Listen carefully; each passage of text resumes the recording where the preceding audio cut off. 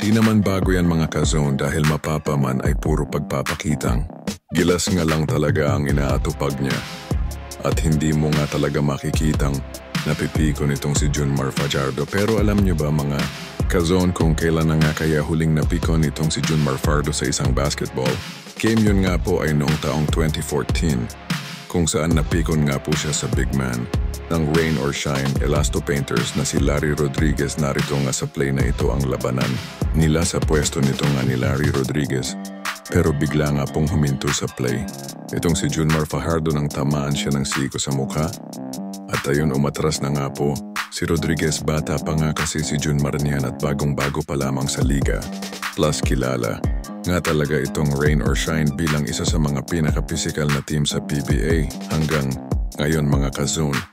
Kaya nga ayun nadala na nga ng emosyon itong si Junmar Fajardo.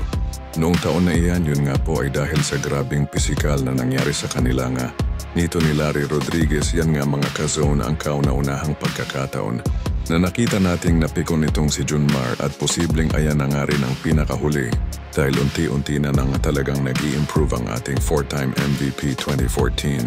Pangalamang ay na-realize niya agad ang sagot at natuto sa kanyang pagkakamali.